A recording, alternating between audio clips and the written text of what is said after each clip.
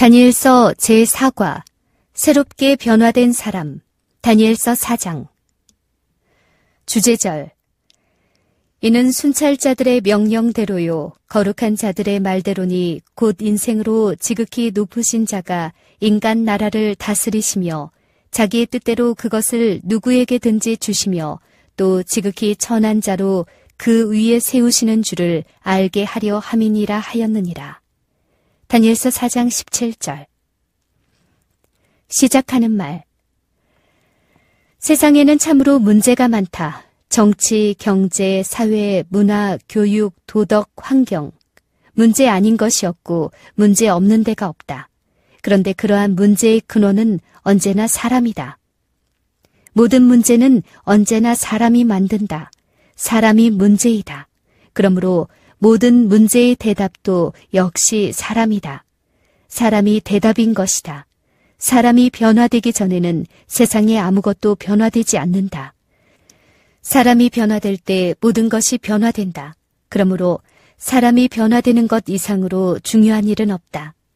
사람이 변화되는 것보다 더 큰 일은 없다. 사람을 변화시키는 일은 하나님만이 하실 수 있다. 그것은 하나님께서 하실 수 있는 최대의 이적이다. 왜냐하면 사물의 본질을 달라지게 하는 것이 이적인데 이적 중의 이적은 사람이 달라지는 것이기 때문이다. 여기에 그런 최대의 이적이 기록되어 있다.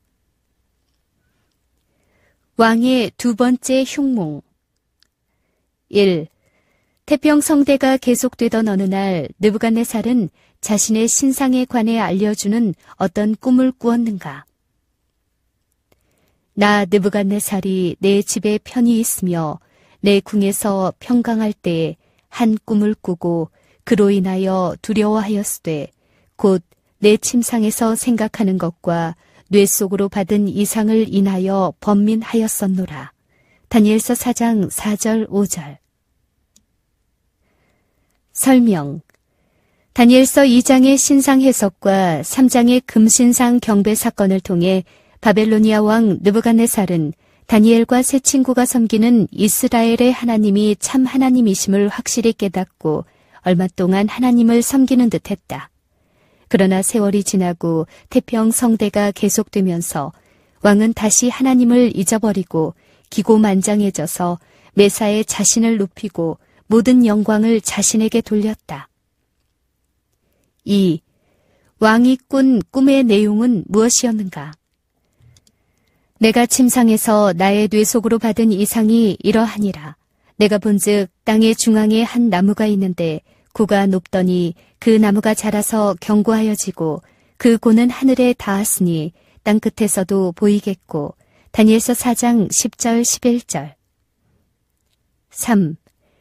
꿈에 본 거대한 나무에 대하여 하늘에서 어떤 불길한 명령이 전달되었는가? 내가 침상에서 뇌 속으로 받은 이상 가운데 또 본즉 한 순찰자, 한 거룩한 자가 하늘에서 내려왔는데 그가 소리질러 외쳐서 이처럼 이르기를 그 나무를 베고 그 가지를 찢고 그 잎사귀를 떨고 그 열매를 해치고 짐승들로 그 아래서 떠나게 하고 새들을 그 가지에서 쫓아내라. 다니엘서 4장 13절 14절 4. 꿈에 본 거대한 나무가 찍혀 넘어지고 난 뒤에 계속하여 어떤 일이 그 나무에 일어나리라고 통고되었는가. 그러나 그 뿌리의 구루터기를 땅에 남겨두고 철과 놋줄로 동이고 그것으로 들 청촉 가운데 있게 하라. 그것이 하늘 이슬에 젖고 땅의 풀 가운데서 짐승으로 더불어 그 분량을 같이 하리라. 또 그 마음은 변하여 인생의 마음 같지 아니하고 짐승의 마음을 받아 7대를 지나리라. 다니엘서 4장 15절 16절 꿈의 목적 5. 꿈을 통고한 하나님의 천사를 가리키는 하늘의 순찰자는 이 꿈의 목적이 무엇이라고 밝혔는가? 이는 순찰자들의 명령대로요 거룩한 자들의 말대로니 곧 인생으로 지극히 높으신 자가 인간 나라를 다스리시며 자기의 뜻대로 그것을 누구에게든지 주시며 또 지극히 천한 자로 그 위에 세우시는 줄을 알게 하려 함이니라 하였느니라. 다니엘서 4장 17절. 6. 이 불가사의한 꿈을 아무도 해석하지 못하자 왕은 다니엘에게 또다시 어떤 요구를 했는가? 나 느부갓네살 왕이 이 꿈을 꾸었나니 너 벨드사사라 그 해석을 밝히 말하라. 내 나라 모든 박사가 능히 그 해석을 내게 알게 하지 못하였으나 오직 너는 능히 하리니 이는 거룩한 신들의 영이 네 안에 있음이니라. 다니엘서 4장 18절. 설명. 앞서 공부한 다니엘서 2장에서 느부갓네살이 꾼 꿈은 처음부터 잊어버렸으므로 해석할 여지가 없었으나 이번에 꾼 꿈은 그 내용은 생생히 기억했어도 해석을 알 수가 없었다. 관례대로 꿈의 해석을 박사들과 점성술사들 그리고 자문위원들에게 요청했으나 그들은 아무런 해석을 제시하지 못했다. 아마도 꿈의 내용을 보아 흉몽인 것이 분명했으므로 고의로 꿈의 해석을 회피했을 가능성이 높다.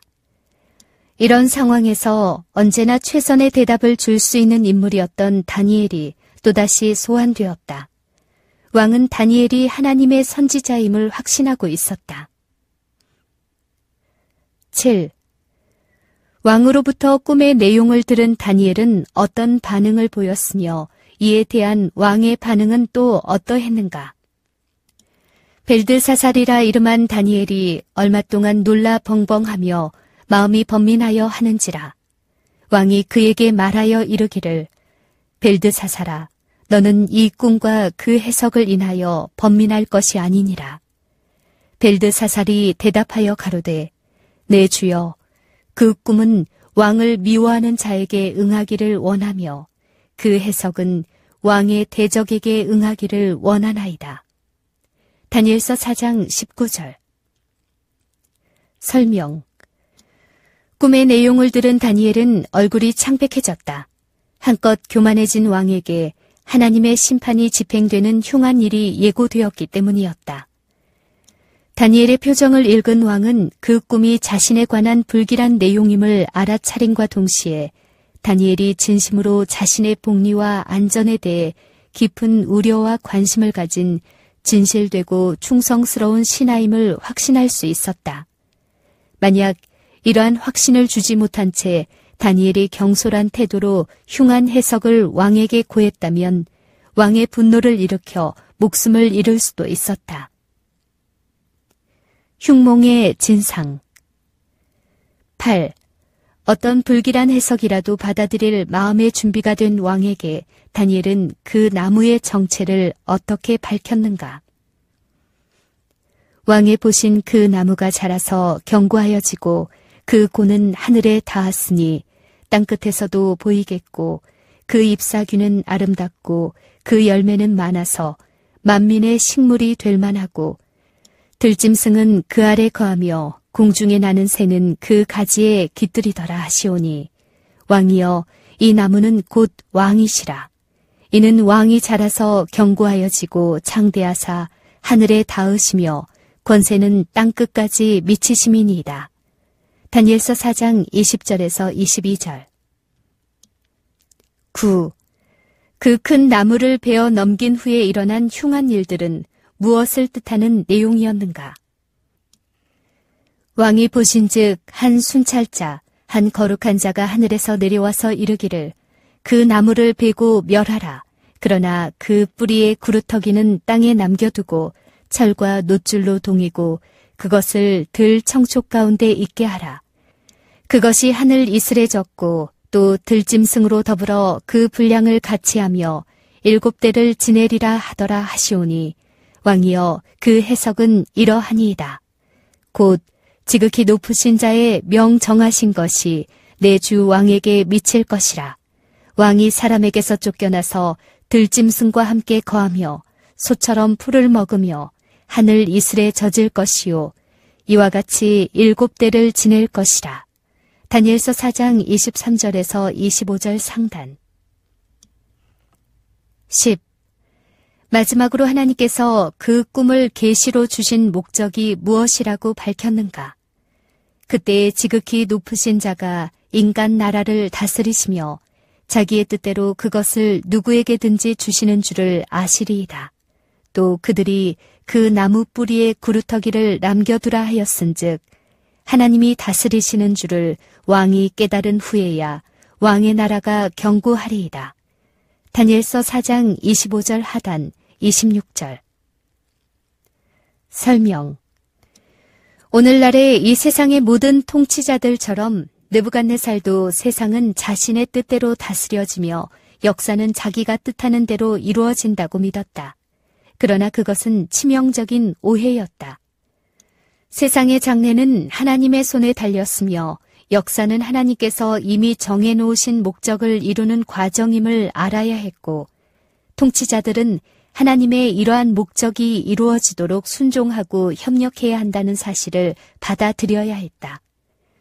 따라서 통치자를 세우거나 폐하는 권한이 하나님께 있음도 깨달아야 했으나 느부갓네살은 전혀 그렇지 못했으므로 혹독한 시련을 통해 교훈을 배워야 했다. 즉, 지금의 모든 권한과 영광을 박탈당하고 7년간 짐승처럼 비천하게 살게 된다는 선고였다.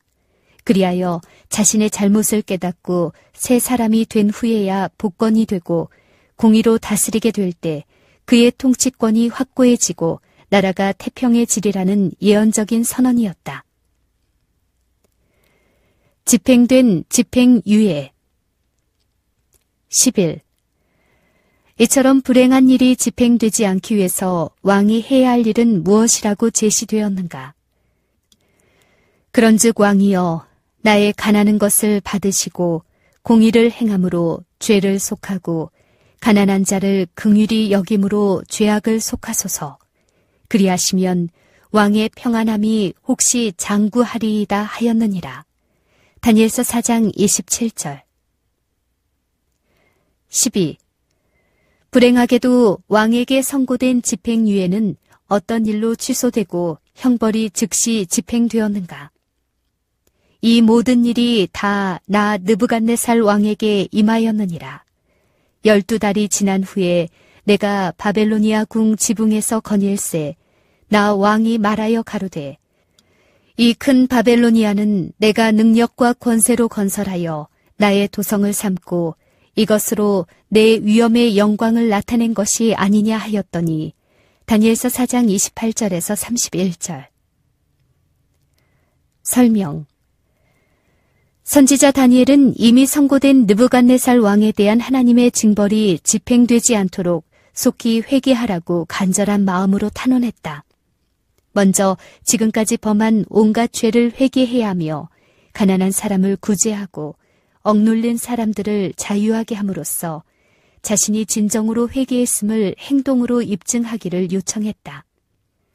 감히 전제 군주의 죄를 이렇게 직접 지적하고 회개를 촉구하는 일은 목숨을 위태롭게 하는 일이었으나 다니엘은 왕에 대한 사랑을 확신시킴과 동시에 선지자의 직분을 과감히 수행한 것이다. 철저한 회개를 전제로 하는 일종의 집행유예가 선고된 것이다. 참으로 위대한 왕이었던 느부갓네살의 죄는 하나님의 존재와 권위를 무시하고 자신만을 높이는 교만이었다.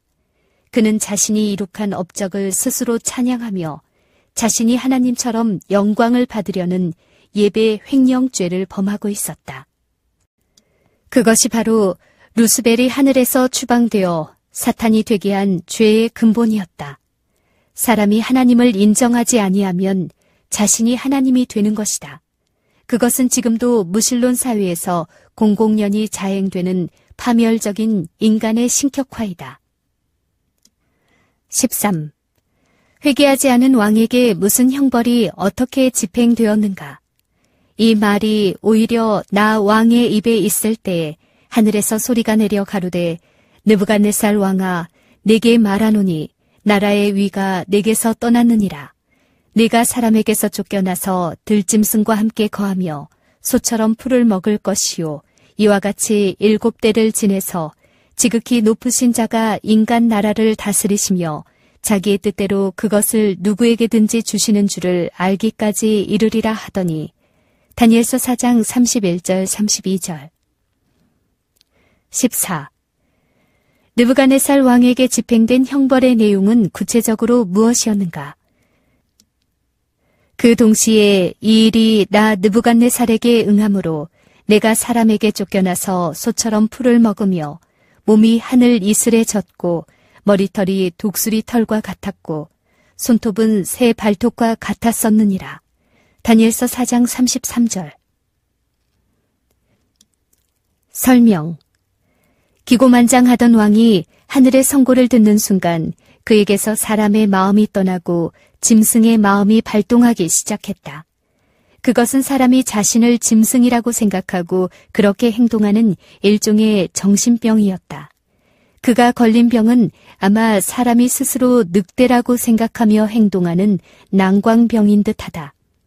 이와 유사한 병으로 자신을 소라 생각하는 정신병인 보안드로피도 있고 자신을 새라고 생각하는 정신병 아비안드로피도 있다. 참으로 무서운 정신병인데 과거에 프랑스의 찰스 4세, 덴마크의 크리스찬 7세, 영국의 조지 3세 등도 이러한 정신병에 걸렸었다. 그 가운데 하나가 느부갓네살이며 7년을 뜻하는 7대 동안 짐승처럼 행동한 것이다. 이 사실은 근년에 발견된 바벨로니아의 점토 문서에서도 확인되고 있다. 다시 돌아온 인간성, 인간의 이성. 15. 7년이 지난 후에 또다시 어떤 놀라운 일이 왕에게 일어났는가? 그 기한이 참에 나 느부갓네살이 하늘을 우러러 보았더니 내 총명이 다시 내게로 돌아온지라. 다니엘서 4장 34절 상단. 설명. 7년 동안이나 짐승처럼 행동하던 왕이 어느 날 갑자기 허리를 펴고 일어나서 하늘을 쳐다보았을 때 잠에서 깨어난 사람처럼 정상적인 행동을 하기 시작했다. 짐승의 마음이 떠나고 인간의 이성이 되돌아온 것이다. 헬라어로 사람을 안드로포스라고 하는데 위를 쳐다보는 존재라는 뜻이다. 사람처럼 머리를 꼿꼿이 위로 향하고 사는 생물은 없다. 사람은 위를 바라보고 살아야 한다. 무한한 영원을 추구해야 한다. 사람은 하늘을, 하나님을 바라보고 살아야 한다. 짐승처럼 살던 느부갓네살이 하늘을 우러러 보았을 때 사람으로 되돌아왔다. 하나님을 찾아야 사람이 되는 것이다. 16. 인간의 이성이 다시 돌아왔을 때 왕은 즉시 어떤 반응을 했으며 그것은 무슨 뜻이 있는가? 이에 내가 지극히 높으신 자에게 감사하며 영생하시는 자를 찬양하고 존경하였노니 그 권세는 영원한 권세요. 그 나라는 대대에 이르리로다. 땅의 모든 거민을 없는 것 같이 여기시며 하늘의 군사에게든지 땅의 거민에게든지 그는 자기 뜻대로 행하시나니 누가 그의 손을 금하든지 혹시 이르기를 내가 무엇을 하느냐 할 자가 없도다. 다니엘서 4장 34절 하단 35절. 설명. 7년간 그를 지배하던 짐승의 마음이 떠나고 인간의 마음이 다시 돌아오자 왕은 즉시 창조주 하나님을 찬양하고 그에게 감사를 드리고 영광을 돌렸다. 곧 진정으로 예배하기 시작한 것이다. 사람과 동물을 구별하는 가장 확실한 사회학적인 구분 가운데 하나가 예배 행위이다. 영장류인 침팬지 등 아무리 발달된 영장류도 예배하는 동물이 없으며 아무리 미개해도 어떠한 형태로든 예배드리지 않는 인간은 없다는 것은 분명한 사실이다. 짐승처럼 생활하던 왕이 비로소 하나님을 예배하기 시작한 사실은 그가 이제야 사람 노릇하기 시작했다는 뜻이다. 예배란 무엇인가? 생명의 원인은 사랑이다. 사랑에 반응할 때 생명이 태어나고 사랑에 반응할 때 행복이 경험된다. 행복은 사람이 사는 목적이다. 사람은 모두 행복하기를 원한다.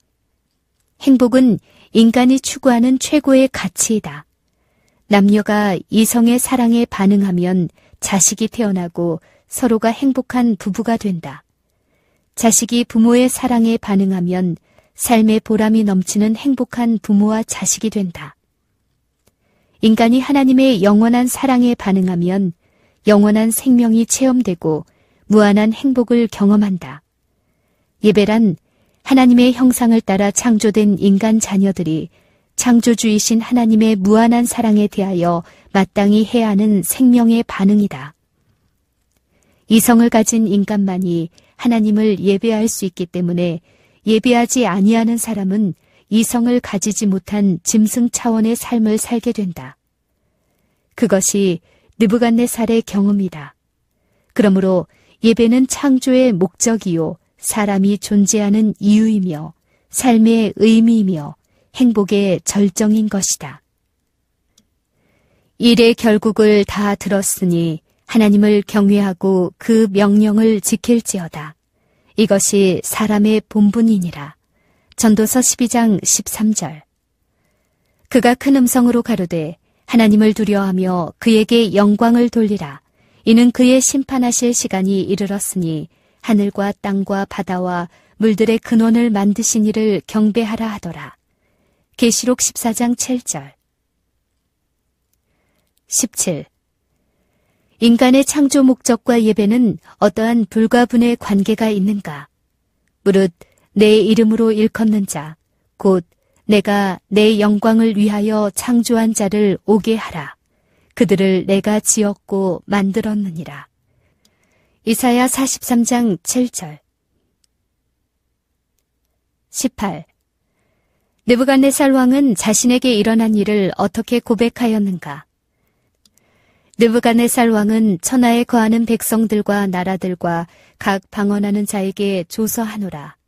원하노니 너희에게 많은 평강이 있을지어다. 지극히 높으신 하나님이 내게 행하신 이적과 기사를 내가 알게 하기를 즐겨하노라. 크도다 그 이적이여, 능하도다 그 기사여. 그 나라는 영원한 나라요, 그의 통치는 대대에 이르리로다. 다니엘서 4장 1절에서 3절.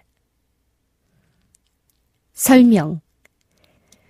왕은 자신의 경험을 최대의 이적이라고 고백했다. 병이 낫는 이적보다 더 큰 이적은 사람의 본성이 바뀌어 변화된 새 사람이 되는 것이다. 지난날 본능대로 살고 권력을 위해 짐승처럼 살던 자신이 하나님을 예배하는 인간이 된 사실은 기적 중에 기적이 아닐 수 없다.